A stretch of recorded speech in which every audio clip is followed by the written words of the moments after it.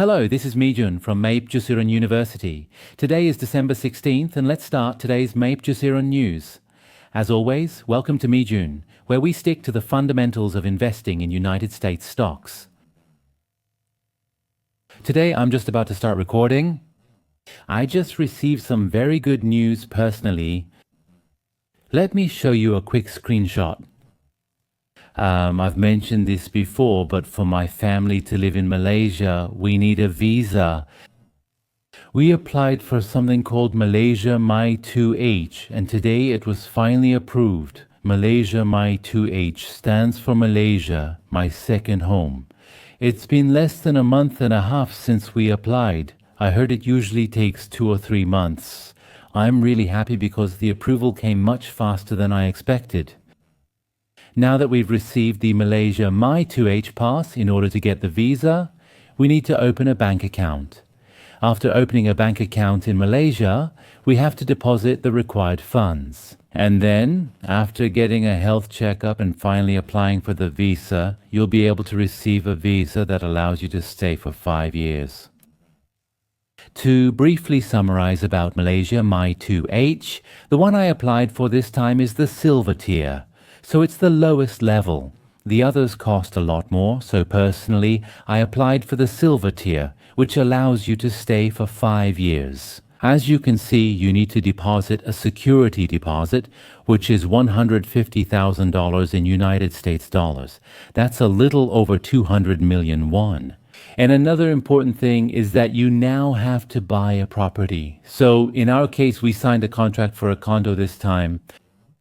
The minimum amount is listed as $60,000. Actually, this varies a bit depending on the region. In Kuala Lumpur, where I live, it's 1 million. So in Korean won, that's about 350 million won or more.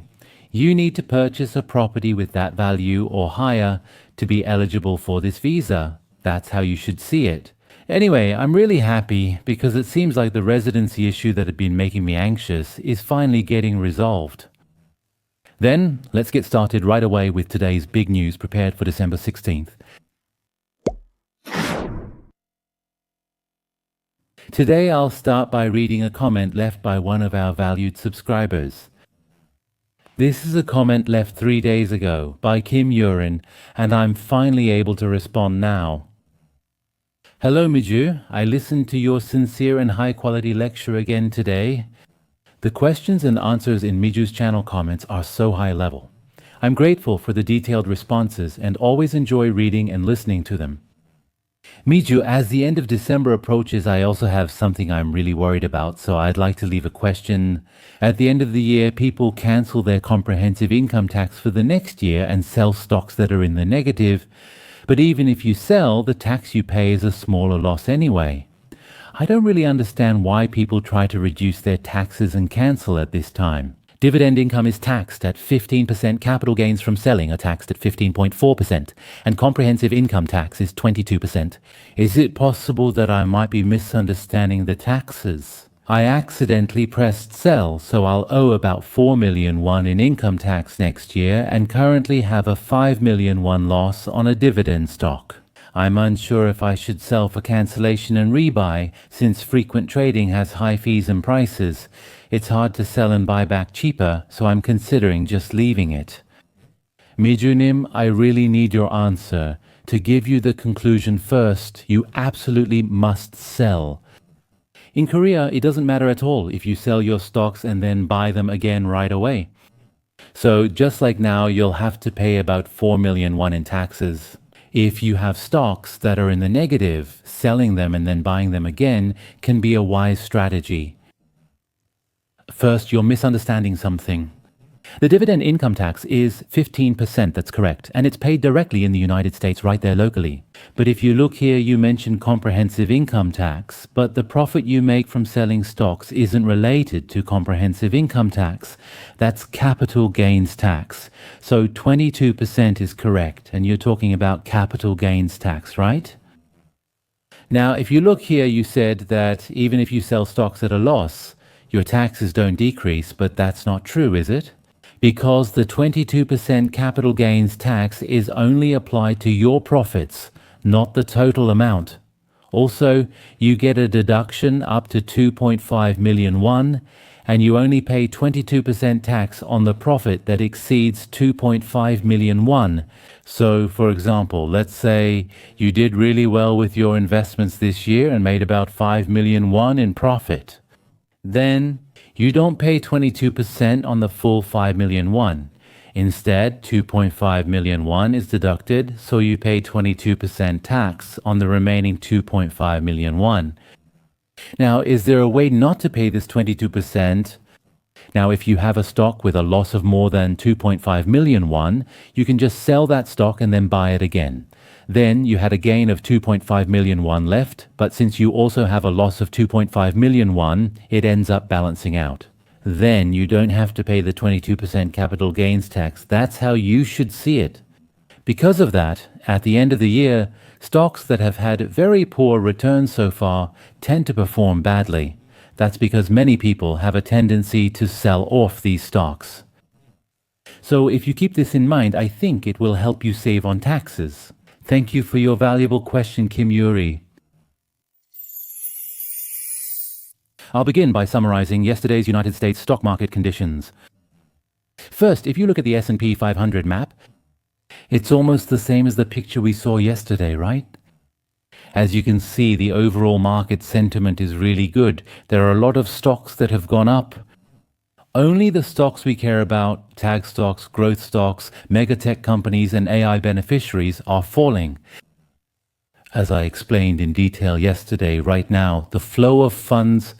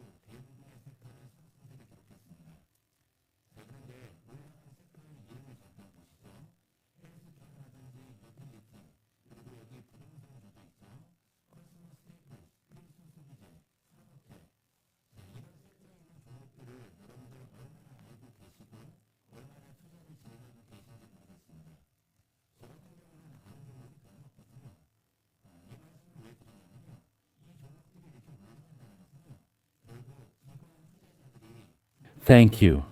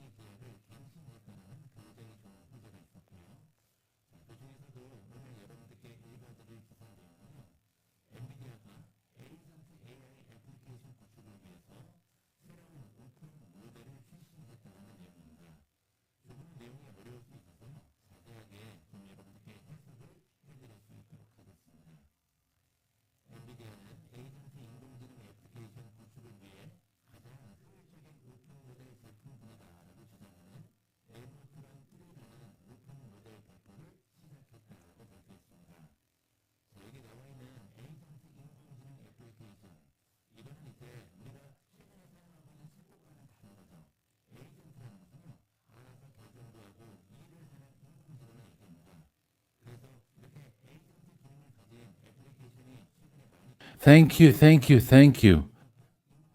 And this model is open, so anyone can take it and use it. That's how you should see it. Its name is Nemotron 3, and Nemotron 3 Nano is available for use starting today. Nemotron Super and Nemotron Ultra are bigger models. Nemotron Ultra is likely the largest. These are the main ones. These are expected to be released in early 2026. Jensen Huang, the founder and chief executive officer of Nvidia, he says that open innovation is the foundation for AI development. So he's talking about his philosophy that AI can develop quickly only if a system is built where anyone can take and use it. And also, through Nemotron, we are turning advanced AI into an open platform, providing developers with the transparency and efficiency needed to build large-scale agent systems. Now, many developers will be working hard to build agent systems. Come and use Nvidia as GPUs, and also use our model, Nemotron. This is what we're encouraging right now. Nvidia has announced that the initial adopters of the Nemotron model family include companies like Accenture, Cadence Design Systems, CrowdStrike, Cursor, Oracle, Palantir, Perplexity, ServiceNow, Synopsys, and Zoom. So they said that Nemotron is available for use starting today, and it's already been opened up to many companies, so they're already using it. That's what they're saying right now. Now, among them, Bill McDermott, the Chief Executive Officer of ServiceNow, appears. Today, we've made great progress in helping leaders across all industries accelerate their agent AI strategies. And what is that progress? It's the combination of ServiceNow's intelligent workflow automation and Nvidia Nemotron 3. Now, with these two companies coming together, we can say that they will continue to set the standard with unmatched efficiency, speed, and accuracy. What about ServiceNow? Their business model has always been about how much each company can maximize efficiency and productivity. They're a company that builds software to automate a lot of tasks. Now, not only is the software being automated, but also with Nvidia and Nemotron 3 combined, Agent AI can handle many tasks. So you can see that the most suitable AI model for ServiceNow has finally been created. Nemotron 3 Nano is a model with 3 billion parameters, and for highly efficient specific tasks, it can activate up to 3 billion parameters at once. That's right. Now, what about the slightly larger Nemotron 3 Super? It has about 100 billion parameters and up to 1 billion per token. It's a high-precision inference model that activates per token, making it suitable for multi-agent applications. So, since this supermodel is for multi-agent use, it means that instead of using just one agent, multiple agents can operate simultaneously. Now, the largest one, Nemotron 3 Ultra, is said to have about 500 billion parameters and can activate up to 5 billion per token, making it a large-scale inference engine. All right. Therefore, it is designed for very complex AI applications. So, from a business perspective, you can simply choose and use the Nemotron 3 model that fits the scale of the application you want to build. That's how you can organize it. Alright, but the content is a bit difficult, right? Let me try to explain it to you in a very simple way. Nvidia announced the AI model Nemotron 3. Unlike large language models like ChatGPT or Google Gemini, which many people have used so far, its purpose is fundamentally different and its design philosophy is completely different as well. Now, what this means is that ChatGPT or Gemini are mainly AI models focused on answering questions and generating text. Now, the Nemotron 3 released by Nvidia this time, it doesn't just stop at generating good answers. You can think of it as a model optimized for building agent AI that makes its own decisions, creates plans, and acts directly by interacting with its environment and situations. To explain this a bit more simply, the ChatGPT or Gemini that we use every day is like a restaurant where a professional chef prepares your meal. That's how you can think of it. So the taste is excellent, but there's one problem.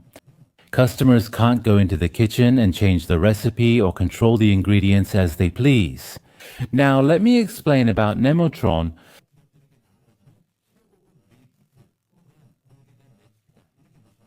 Let me explain this to you.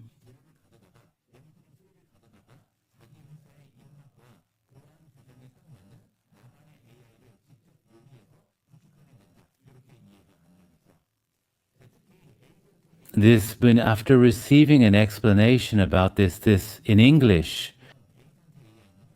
it's more than answering simple questions. Sometimes it needs to book flights, shop online, or write complex reports, performing many steps of thinking and action in succession. Now, in these situations, if we call and use a huge and expensive ChatGPT, from a company's perspective, the cost and speed are just not manageable. But what about Nemotron 3? Activate only the parameters needed for the task's difficulty and use them. So it has a very cost-efficient structure. Now, therefore, when companies adopt Agent AI, the two biggest obstacles are first, the cost, and second, the speed. You can see it as a very practical tool that has been created to solve both of these problems. So in the end, Nvidia is investing in open models, which don't even make much money. I've mentioned that open models are free for anyone to use and research. Now we need to think about why they released this as an open model for free. The reason is very clear. Now, if every company in the world just uses OpenAI's application programming interface or Gemini, Nvidia's customer base can't grow rapidly. They'll just keep buying GPUs from places like Amazon Web Services, Microsoft's Azure, or Google Cloud, right? But isn't that not enough for them? Now, what does Nvidia really want?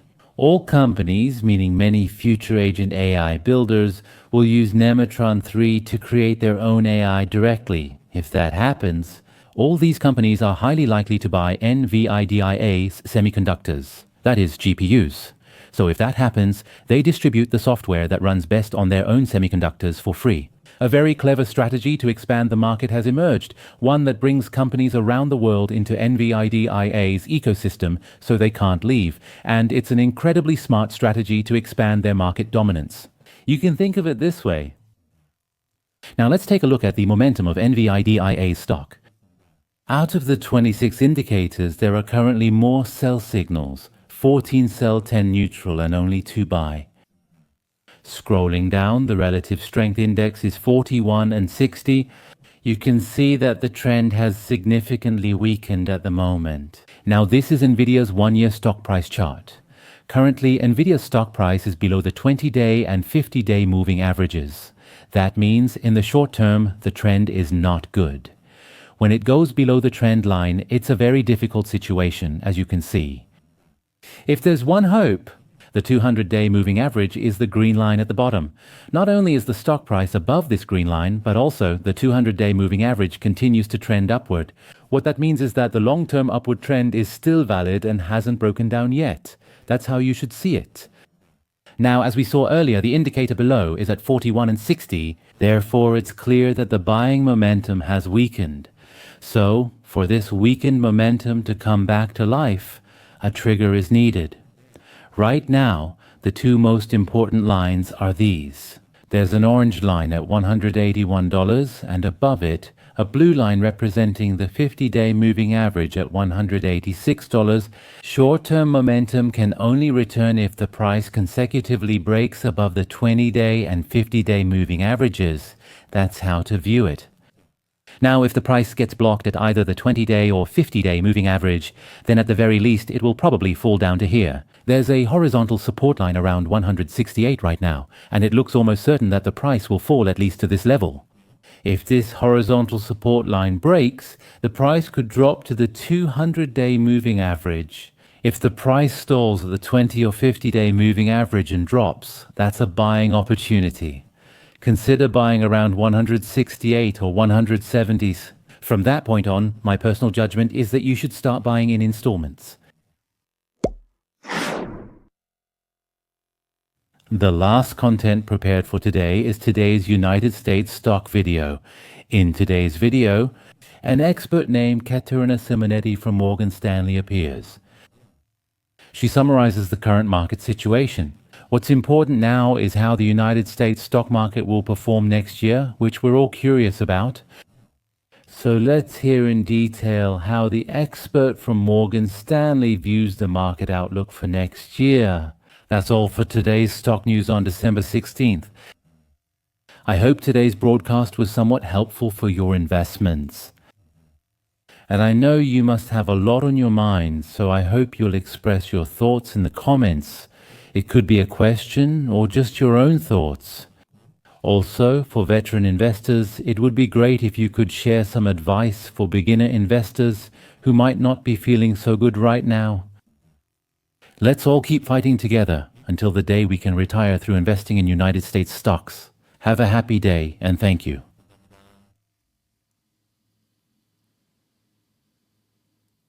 Today, although several global stock markets are experiencing corrections from their all-time highs, the guest predicts that even in the new year, the United States stock market will outperform markets around the world. Caterina Simonetti from Morgan Stanley Private Wealth is joining us in the studio. Thank you. You seem quite optimistic about 2026, but looking at the data, it appears that you are concerned about the vulnerabilities of tech stocks. For example, do you think questions about Oracle or market concerns about Broadcom provide insights into this assessment? Of course, the most appropriate way to put it would be cautious optimism. Expectations for technology, especially with AI and generative AI changing the world and the way we work, that's undeniable, but our approach must be cautious. Looking back at the AI industry, the key in 2025 was building. How to reach that stage? Building infrastructure, creating data centers, and laying the foundation. But now the questions in the market have changed. It's about how to actually use this, how to apply it in the field, and how to connect it to profitability. In the end, 2026 will be the time when we have to prove that we can make money, and it will be the key test to see whether it actually works. Our focus is set right on that point. That's right. There's a strong optimistic narrative about 2026 in the market, and now rate cut expectations from the Fed seem like consensus. For example, 3 rate cuts are expected in 2026, and tax refunds are projected to grow. There is also widespread expectation that tax policies will change in a way that benefits both consumers and businesses. Many believe this scenario. Isn't widespread belief itself concerning? Yes, it is. When a strong trend forms in the market and everyone becomes either overly optimistic or overly pessimistic, we always need to ask ourselves what we might be missing. From our perspective, the key variable that is becoming most significant in the market right now is tariffs. There was a time when tariffs were discussed a lot, but at some point the discussions faded as if their impact was no longer significant. But in reality, tariff policy effects take time to impact the whole economy, right? In the end, what determines the Fed's decision is the economy and the labor market. If the Fed concludes that it will not cut rates as much as the market expects, that alone could be quite a surprise for the market. In addition, if you look at stocks that already have high valuations, especially in the tech sector, you can see that the results are already showing. Volatility and sensitivity have noticeably increased. Tech stocks are both the most preferred by investors and the ones that cause the most anxiety. In the end, these factors add an emotional element to investment decisions. What hedging strategies do you use for clients if these forecasts are wrong? Isn't having a plan B essential? In addition to your main investments, what other investments do you have? Is it small cap stocks or another tech sector? We recommend a strategy that broadly expands the investment process, and one of them is taking profits. We're not saying to change your entire strategy when an asset rises significantly, but we do believe it's always meaningful to take some profits, pull a little money off the table, and reallocate it to sectors that aren't yet overweighted. It's clear that tech stocks are the main driving force in the market, but if we look back over the past few years, we've seen very impressive performance in sectors like industrials and financials as well. Bone,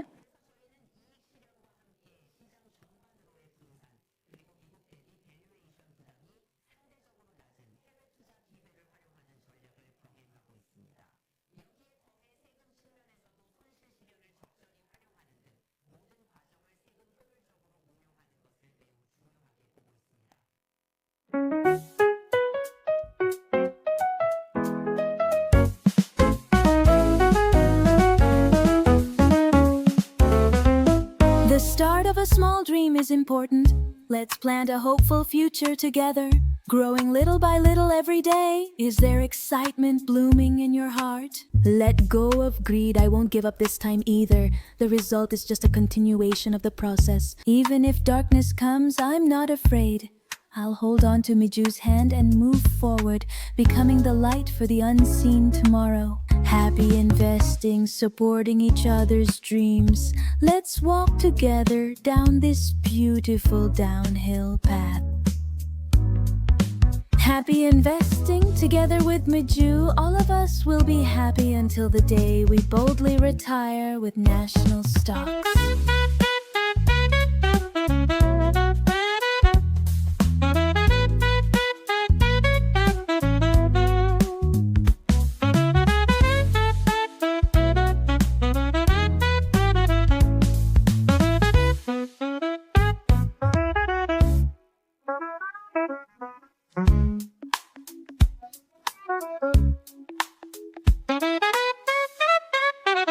Happy investing.